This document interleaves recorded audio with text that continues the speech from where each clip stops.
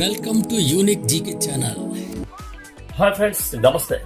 ప్రపంచవ్యాప్తంగా global warming పెరిగిపోతుంది. ఐక్యరాజ్య సమితి హెచ్చరికల నేపథ్యంలో భారత్ తన పర్యావరణ లక్ష్యాలను చేరుకోవడానికి ప్రకృతి 2026 పోర్టల్ తెచ్చింది. ముఖ్యాంశం ఏంటంటే, ఇది కేవలం ఒక వెబ్సైట్ కాదు, ఇది భారతదేశపు మొట్టమొదటి నేషనల్ కార్బన్ రిజిస్ట్రీ. అంటే దేశంలో కాలుష్యాన్ని తగ్గించే ప్రతి పనిని ఇక్కడ రికార్డ్ చేస్తారు. అసలు కార్బన్ మార్కెట్ అంటే ఏమిటి? సిద్ధాంతం ఏంటంటే, పొల్యూటర్స్ పేస్, కాలుష్యం చేసేవాడే మూల్యం చెల్లించాలి అనే సిద్ధాంతం. ఎలా పనిచేస్తుంది? ప్రభుత్వం ప్రతి పరిశ్రమకు ఒక లిమిట్ విధిస్తుంది. ఆ లిమిట్ కంటే తక్కువ కాలుష్యం చేసిన కంపెనీకి కార్బన్ క్రెడిట్స్ వస్తాయి.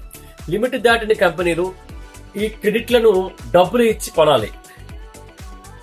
డబ్బులు ఎవరికి వెళ్తాయంటే, పర్యావరణానికి మేలు చేసే సోలార్, విండ్, అడవుల పెంపకం చేసే సంస్థలకు ఈ నిధులు వెళ్తాయి.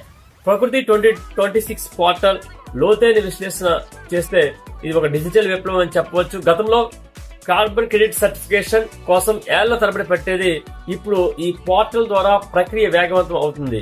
ఫ్యూచర్లో ఏంటంటే, థర్డ్ పార్టీ ఏజెన్సీలు వచ్చి చెక్ చేసిన తర్వాతే క్రెడిట్లు కేటాయిస్తారు. ట్రేడింగ్ ప్లాట్ఫామ్ క్రెడిట్లను స్టాక్ మార్కెట్ లాగా ఇక్కడ ట్రేడ్ చేసుకోవచ్చు. అలాగే ట్రాన్స్పరెన్సీ కూడా ఉంది. ప్రతి క్రెడిట్ కు ఒక యూనిట్ ఐడి ఉంటుంది, కాబట్టి అవినీతికి తావుండదు. అయితే ఇది ఎవరికి వర్తిస్తుందంటే, భారీ పరిశ్రమలైనటువంటి థర్మల్ ప్లాంట్లు, ఇనుము మరియు ఉక్కు పరిశ్రమలు, సిమెంట్ ఫ్యాక్టరీలు, అల్యూమినియం పరిశ్రమలు, అలాగే వ్యవసాయ రంగంలో ఆర్గానిక్ ఫార్మింగ్ చేసే వారు కూడా భవిష్యత్తులో ఈ క్రెడిట్లు పొందే అవకాశం ఉంది. ప్రైవేట్ పెట్టుబడిదారులు పర్యావరణ ప్రాజెక్టులలో ఇన్వెస్ట్ చేసే వారికి ఇది ఒక గొప్ప ఆదాయ మార్గం. భారతదేశ లక్ష్యాలు ఏంటంటే, 2030 నుండి 2070 నాటికి ఎన్డీసీ గోల్స్, 2030 నాటికి భారత్ తన ఉద్గారాల తీవ్రతను 45% తగ్గించుకోవాలనే లక్ష్యం. అయితే నెట్ జీరో ఎప్పుడవుతుంది? 2070 నాటికి మనం పర్యావరణంలోకి వదిలే కాలుష్యం, మనం పీల్చుకునే కాలుష్యం సమానం కావాలి. Net zero 2070. Global leader America, Europe దేశాల తర్వాత తన సొంత కార్బన్ మార్కెట్ ను ఇంత పకడ్బందీగా నిర్మిస్తున్న దేశం భారత్ మాత్రమే.